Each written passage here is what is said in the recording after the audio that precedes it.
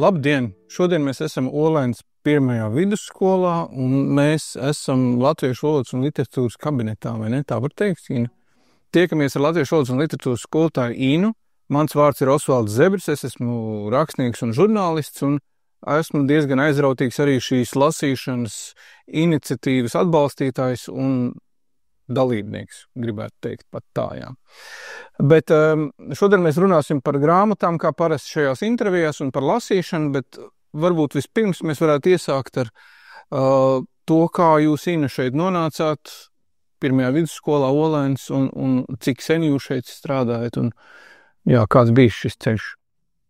Es šeit strādāju, manuprāt, jau ļoti sen, varbūt par daudz sen jau, jo es atnācu tūlīt pēc augstskolas, šeit vairāk nekā 30 gadu pagājuši, un tad, kad es pie direktora parakstīju līgumu uz 1 gadu, tad es viņam teicu, ka varbūt nevajag rakstīt uz veselu gadu, varbūt es nevarēšu izturēt to gadu. Un tad viņš tā atmeta roku un teica, nē, mums ir ļoti labs kolektīvs. Un es domāju, es jau ne par kolektīvu domāju, es domāju, tām vispār spējām strādāt un tā. Un jā, ir ievilcies tas laiks, kur ir. Un tā, bet... Jums ir iepaticies, tad jādomā, ir 30 gadus. Varbūt, jā, varētu arī tā teikt, bet es domāju, ka vairāk nostrādāt tas, ka es esmu sapratusi, kas man jāizdara. Jo tad, kad es atnācu tikko strādāt, tad man bija tāds ļoti aptuvens priekšstats, ko nozīmē skolotājiem strādāt skolā, kaut kādas vingrinājuma grāmatas, izpildīt šito uzdevumu, mājās šits uzdevums, jauns virsraksts, tur apmēram tā, ja. Bet tad pagāja gadi 8 apmēram, un tad man pēkšņi kļuva skaidrs, ko man vajag izdarīt skolā.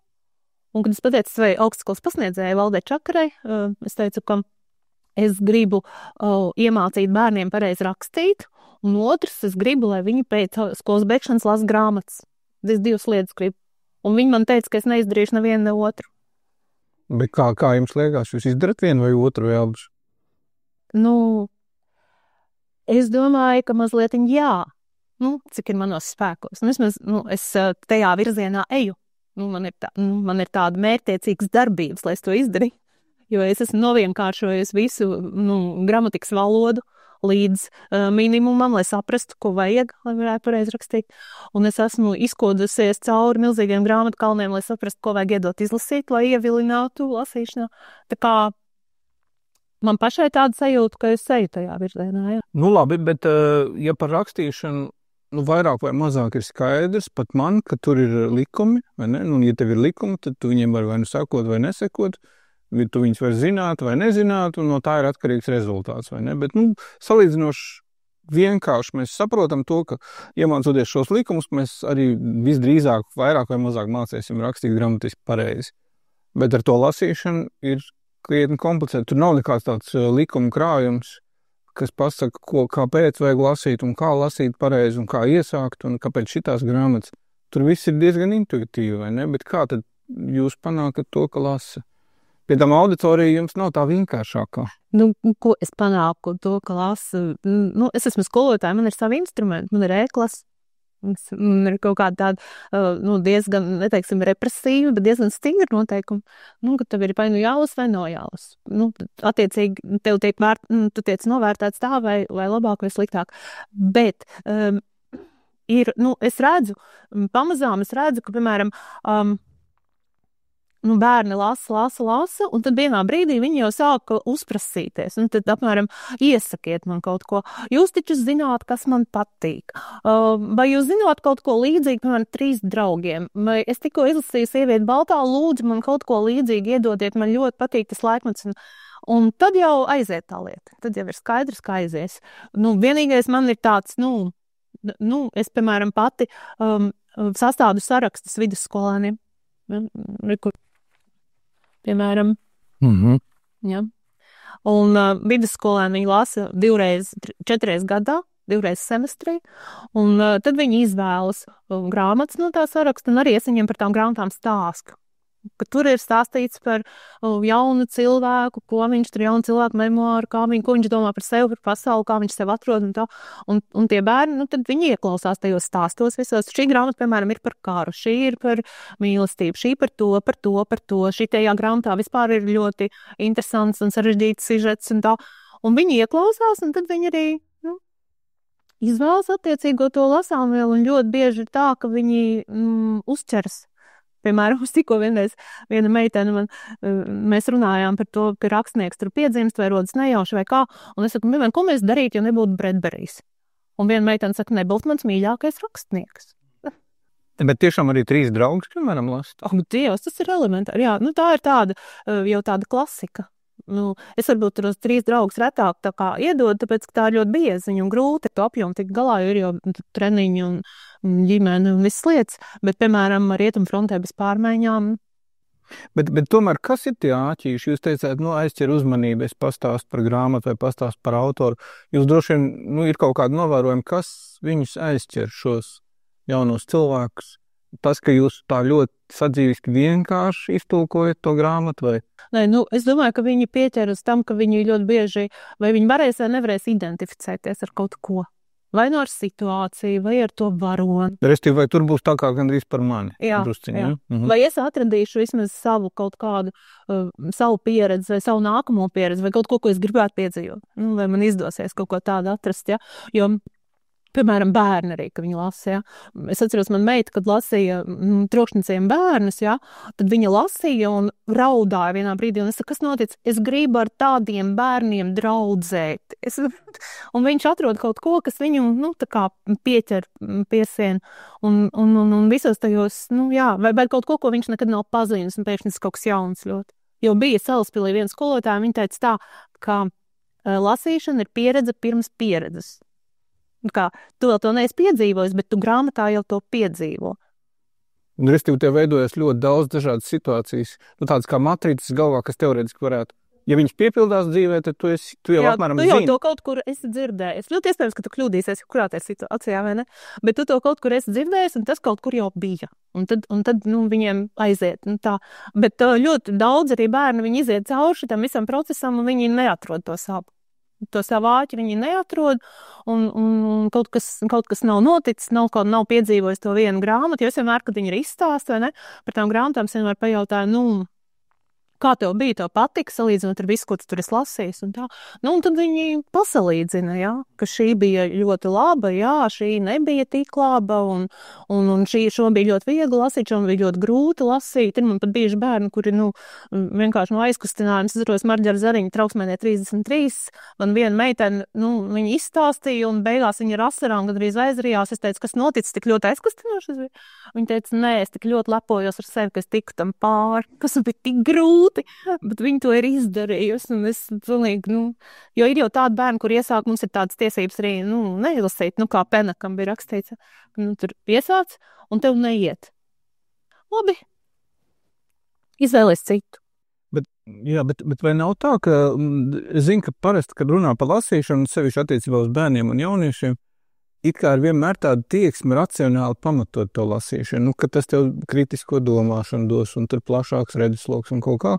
Vēl tur kaut kādi argumenti, bet man vienmēr ir licies, ka šis nestrādā viss, ka tas kaut kā aiziet garām, bet kas ir tas, kas strādā? Ja mēs pieņemam, ka vienā situācijā, protams, ir ļoti labvēlīgi, ja cilvēks atnāk jau, kaut ko lasīs, bet otrā situācijā viņš varbūt ir gandrīz balta lapa. Jā. Kā tad darīt? Kas strādā? Strādā, piemēram, pašcieņa. Ja es viņiem saku, mums ir viena tāda darba grupa, ar kuriem mēs bieži kopā satiekamies skolotāji. Un viena no tām skolotājām teica, ja bērni jautā, kāpēc man ir jālasa, tad es varu atbildēt, nē, tu vari nelasīt, ja tu gribi kļūt par parastu ierindas cilvēku. Bet, ja tu gribi kļūt par īpašāku cilvēku, ar īpašiem amatiem, īpašām spējām, tad tev noteikti ir jālasa. Un viņi kaut kā tā, varbūt sākumā tā skeptiski ļoti, kas tur var īpaši būt, ja? Bet viņi tā kā ieklausās. Un tad vēl viens puika man vienreiz teica, lasīšana ir pat vieglākā atzīme, izlasam pastāst. Bet pēkšņi tā izlasīšana ir kļuvusi par milzīgu šķērs. Jo, ļoti grūti izlasīt. Tīri tā, vispār tehnika slikta ir. Jā, lasīšanas koncentrēties bērniem. grūti, jā. Nē, viņi arī nevar salasīt vārdus kopā, kļūdās nemitīgi bieži, un arī tā ir jau grūtība kļuvusi, jo tas, ka viņš te pēc tā vieglāk atzīm, tas jau bija pasen.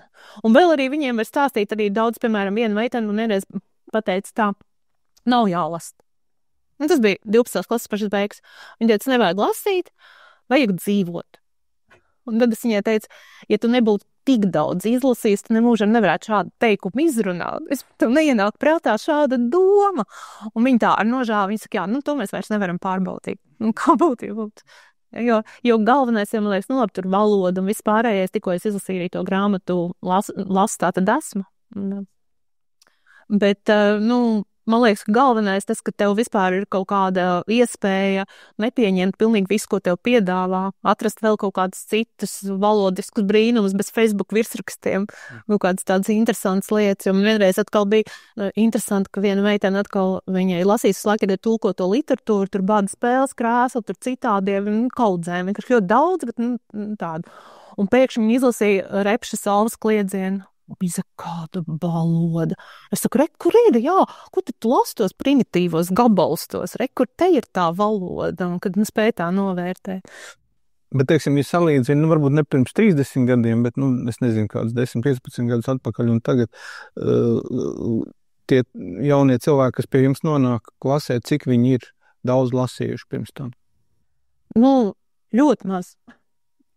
Vai arī tādi, kas neko? Es toreiz šausmās iesaucos, es saku, kurš ir lasījis Vinniju Pūku?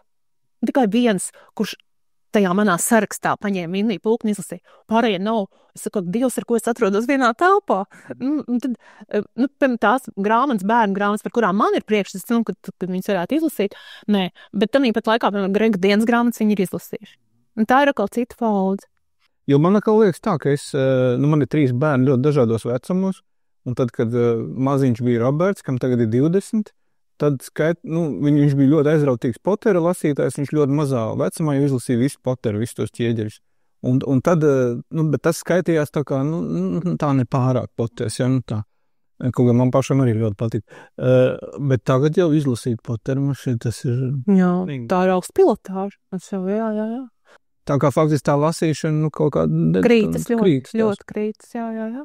Ļoti krītas, bet tur jau redz, ir sarežģīti arī tas, es nezinu, pirmkārt jau, protams, visi tie sociāli tīkli un tam līdzīgi, un tad gaitiņos arī skaties, viņi visi sēž tikai telefonā, viņi spēlē spēlītas, vai ko ne jau lasa, viņi kaut ko tur citu dara.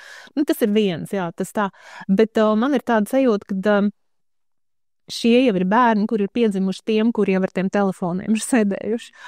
Un viņi vairs nenovērtē to, ka tā kopā lasīšana ir laba, jo, man liekas, Penakam bija ļoti labi uzrakstīts, ka to bērnu, tad, kad viņš lasa, nedrīkst atstāt vienu.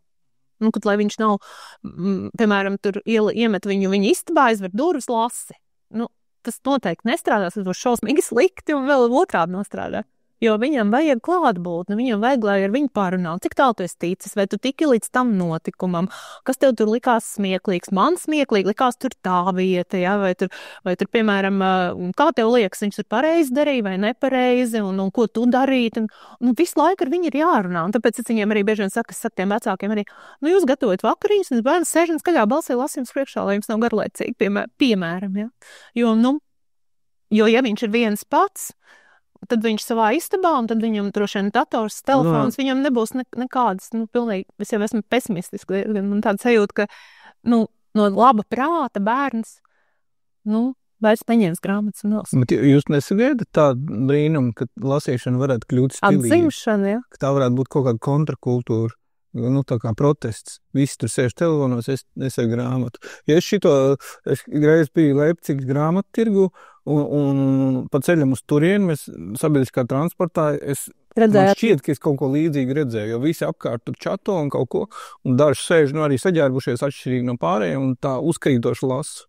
Varbūt, kad uz to ir cerība. Man patīk Prausts lasījumos, Eipurs viņš stāstīja, ka ja viņš transportā sabiedriskajā redz, ka kāds lasa, tad viņš mēģina solidarizēties un arī apsēžas blakus un izvēl grāmatu. Mēs abi, kā mēs draugi, tagad esam uzreiz un tā. Nē, es domāju, es nezinu, vai kontrakultūra un cik tur varētu būt tā protesta iekšā, bet es domāju, ka vidusskolēni varētu novērtēt to, ko viņiem tā lasīšana dod. Jo ļoti daudz ir tādu piemēru, ka tas bērns viņš nevar izspiest vispār 3 vārdus kopā saķert, ja? Un tad paiet kaut kādi 3 gadi, un viņš jau brīvi runā. Viņš brīvi stāsta par lietām, par sevi, par grāmatu, un man jau nav pierādījumi, bet būtu forši, es būtu ierakstījusi, kā viņš 5. klasē tur bokstrēs, tostījās un nevarēja neko pateikt, un kā tagad ir 8. piemēram. Viņš brīvi runā un var pateikt, un tas būtu reāls pierādījums tam, ko tu vispār vari izdarīt ar to lasīšanas mehānismu. Jo es domāju, viņi noteikti varētu novērtēt, un arī kaut kādus, teiksim, ieteikumus novērtēt, un tā, jo tas ieteikums jau nav, lai tev būtu sliktāk. Un es arī, piemēram, ja es iesaku kaut kādas grāmatas, es kā, pieturos pie tā, ka es drīkstu ieteikt. Un es, piemēram, nebaidos. Es nebaidos, ka viņi varētu teikt, ko jūs tur ieteikt, kas jūs tādi esat vispār tā un tā. Esmu lūk. Nē, tieši tā. Saraksts īstenībā ļoti laba lieta. Jā. Man ir pieredze, es esmu daudz izlasījusi, es arī zinu, kā tiek šīs grāmatas vērtētas, vispār literatūras vēsturē, un es uzdrošinos atļauties ieteikt. Ja, pat nebaidoties no tā, ka tur man kāds varētu kaut ko pārmest, un tā man galīgi nav bail. Ir kaut kāds novērojums pēdējā laikā, kaut kāda grāmata, kas patiešām ir aizgājusi, un kas ir bez Grega vēl? Es esmu pamanījusi, ka Makjūens ļoti aiziet. Ja, tur izlasa vienu, vienalga, tur, svešnieku mierinājums, to piedošanu, redz, tā ir ļoti bieza, bet to arī izlasa, un pēc tam uzreiz meklē tā paša autoru kaut ko vēl, un es esmu savākusies diezgan daudz arī Amsterdamu, tā melnos suņus, un uzreiz, bet šito pašu rakstnieku, es esmu atradusi savu mīļāko rakstnieku, vairākas meitenes man tā ir teikušas, ka tieši viņš tā aiziet, un kaut gan mēs ar vienu man bijušo pasniedzēju runājam, ka, Britiem, ir tā kultūra tāda, ka viņiem nav nekādu tādu briesmīgu šausmu bijis vēsturē, ne okupācija, nekā tāda, bet tik un tā viņš redz, prot no tā tomēr izradīt kaut ko ļoti labu un vērtīgu. Labi. Un tās aiziet. Latviešu literatūrā, protams, svina garša, iet uz urā vienkārši, tāpēc, ka tur ir viss tik ļoti skaidrs, tik ļoti saprotams un tomēr problemātisks vienlaikus, jā, un tā. Un arī, piemēram, es atceros, Akurāteram Degošā sala. Tā grāmata, to pirmo mīlestību, es viņus liek kopā ar to Kalpzēnu vasaru, un ir 2 polaritātes. Vieni lasa un saka, ka viņi neko nesaprot, un otru lasa un ir sajūsmā un saka, cik šausmīgi skaisti, un viena meitene pat lika pēc tam mammai nopirkt to grāmatu, lai viņai būtu, un tā kā, Ja runā par latviešu literatūru, kādu grāmatu pietrūkst tieši pusauģu jauniešu auditorijā? Kādu vajadzētu uzrakstīt? Piemēram, viņiem, kaut kādā 6. 7. klasē ļoti aiziet Žaklīnas Vilsonas grāmatas. Zināt? Ne.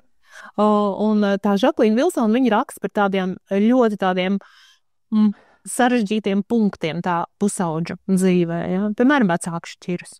Un viņš netiek galā ar to, un man te viena meitene vienā domraksē rakstīts, ka viņai grūti bija šķirties, pārcelties tur un teicis, un tā, vai, piemēram, tur atkal ir viena grāmata atkal par to, ka mamma ir vēzis, un kā tie bērni, tā lielā meitene vāc savu mazo puiku, un kā viņiem grūti iet, un tās grāmatas ir tik aizkustinošas līdz asarām, pilnīgi, tā, kad mani bērni lasīja, zinu, un arī te pusauģi, viņi parasti lasa, viņiem tiešām kad es parasti jautāju par rakstnieku, tad, jā, Žaklīna Vilsona, burvīgi, jā. Piemēram, Tilaks ļoti labi iet. Ja? Un tur gan viss tāds ir, tāds skaidrs un noskaidrojas viss un tā, bet viņas ir tādas maksimāli tādas, pietuvinātas dzīvē. Un es dažreiz viņiem pat jautāju, saku, vai tie jaunieši tur tādi kā mums ir, mums tādi ir. Un šie saka, jā, gan drīz tur viss tāds patiesas ir, jo citreiz jau liekas, viņi atnāk stundā, nosēž to stundu godīgi, kārtīgi tur, ne? Bet patiesībā viņi ir citādāk. Bet tad tu pajautā, vai tajās grāmatās, vai tur tā ir un tā. Un viņi arī ļoti, piemēram, šitie jaunieši, viņi arī mēģina distancēties no tādām ļoti lielām šausmām. Nav tā, ka tur, piemēram, viņi būtu šausmīgā sajūsmā par kaut kādām drausmīgām rupjībām vai vardarbību. Galīgi nē. Viņus tas pilnīgi nesaista. Man šķiet, ka arī ir tās priekšstats nepatiesi, ka tādu vecumu cilvēkiem nevar piedāvāt neko pārāk sarežģītu. Un mums vienmēr liekas, ka vajag visu šausmīgi vienkāršot, bet tā nemaz nav. Man liekas, ja viņam tas aizrauj un patīk, viņš ir gatavs pacīnīties arī ar to sarežģīto domu. Jā. Bet jums te ir vairāk saraksti ar grāmatām, kuras jūs rekomendējat un autoriem 10. klasē, es redzu. Jā, kur ir 11. klasē. Kādi ir tie jūsu iekšējie, kas ir tas jūsu iekšējais kompas, pēc kādu jūs šos sarakstus sastādat? Es cenšos likt iekšā tās grāmatas, ko esmu lasījusi, tas ir viens. Kas jums patīk, jādomā arī. Un otrs, kas man patīk. Un es tā kā mēģinu arī kaut kādā veidā iejusties tajā skolēnā, cik viņam tur ir 17, 16, 18 gadi, ko viņš varētu izlasīt, ko viņš varētu saprast, ko viņam gribētos izlasīt. Un tādā veidā mēģinu, jo, piemēram, 10. klasē viņam mēģinu iedot, kaut ko tādu vieglāku. Tā, lai viņam tā tralalā drusciņa, lai uz urā aiziet, lai viņš vienkārši iejūtas, ka grāmatu var izlasīt no vāk līdz bākam, vai ne, un ka var saprast, kas tur notiek, un tā, tādu nepārāk kaut ko tādu sarežģītu filozofisku vai kaut kādu eksistenciālu vai ko. Un 12. klasē tad jau viņi jau tā kā gatavāk ir arī ar tām literatūras stundām, tur, kur mēs lasām, ja, un tad, attiecīgi, tad es mēģinu arī dot tur kaut ko tādu svarīgu. Man, piemēram, es atceros, pirms daudziem gadiem viens puika bija izlasījis Brāļus Karamāzovus, Stikla pērlīšu spēli un 101 līdz gadus. Un es viņam teicu, tu esi top puika vispār. Es saku, mēs varam ar uguni meklēt Latvijā tādu, kuram būtu šīs 3 grāmatas vispār pūrā. Es saku, tev viss ceļa vaļā, ja? Jo, tad liekas, ka, ja viņš to var, tad viņš var jebko. Man vismaz ir tāda sajūta. Un es vēl... Mēs šomēnes ir īpašs mēnesis veltīts bibliotēkām, cik es saprotu, un mēs arī šeit esam skolā netālu no vienas brīnišķīgas bibliotēkas, kurā droši vien daudziem arī jūsu skolēniem ved ceļš, kur viņi meklē kaut kādu lasām vielu. Kādas ir jūsu attiecības ar bibliotēkām bijušas? Man ļoti patīk bibliotēkas, man patīk, kā tur smaržo. Man patīk, ka tur mazliet pēc putekļiem, mazliet pēc veca papīra, ko tur viss stāsta par tām papīra grāmatām. Man ļoti patīk. Man ļoti patīk, kā izskatās grāmatas, varbūt tāpēc es te nokrauju to sienu. Es, piemēram, jūsmoju par tām rozes grāmatnīcas fototapetēm, ko viņi tur uzstājas mūžīgi. Es domāju, tādas tapetes vajadzētu uzlikt, un viss būtu baigi labi, un tā. Man patīk, kā izskatās muguriņas, man patīk, ka es varu redzēt visu, kas tur ir, un tā, un ieiet, un tas, ka tās grāmatas tur ir, un tagad ir, piemēram, vispār pārsteidzoši fakti, kopienu lasa. Piemēram, mūsu Olēnas bibliotekā pēc grāmatām stāv rindas. Tur nemaz tu nevar dabūt, kur kādu grāmatu, kādu tu gribi izdzirdēji, jaunu iznāca. Nemaz nav. Rindā lūdzu, un tad jums piezvanīs pēc mēneša vai 2, kad tā rinda būs pienākusi un tā. Un tā kā man tikai ļoti žēl arī, kad tiem bibliotekāriem tās algas ir šausmīgi niecīgas, bet es domāju, tas darbs, ko viņi tur dara, ir brīnišķīgs. Un tā kā es priecājos, jo bērni arī, viņi tad, piemēram, nedabū kaut ko, es saku, iet tur uz to biblioteku, bet viņi ir pieraduši arī iet uz bērnu biblioteku. Un tad es saku, tagad jau viņi ir lieli, 10. klasi, viņi jau ir iet uz lielo. Un parasti viņiem tiem pamatskolēniem bieži vien bija tā, es nezinu, vai tagad ir tā, bet toreiz bija tā, es atceros tā viena man audzināmā klase, ārpus tās lasīšana ir beigusies tā stunda, ja? Viņi ieliek to savam grāmatā, ejam uz biblioteku. Viņi pat taisno iet pašā dienā mainīt to nākamo grāmatu. Wow. Tā kā... Jā. Un viņi tur arī pasākumus rīko dažādas, un es tiešām priecājos, ka ir tāda biblioteka Olēnā. Labi, liels paldies jums! Ko jūs iesakat lasīt? Pirmais, ko es gribētu ieteikt, ir Umberto Eco Iepriekšējās dienas sala. Tāpēc, ka tā grāmata, man bija tāds periods, kad es vispār aizrāvos ar Umberto Eco, izlasīju visu, kas viņam ir. Ar šausmām ieraudzīju, ka Meija ir ierakstījusi Facebookā, man zumbis nomiris.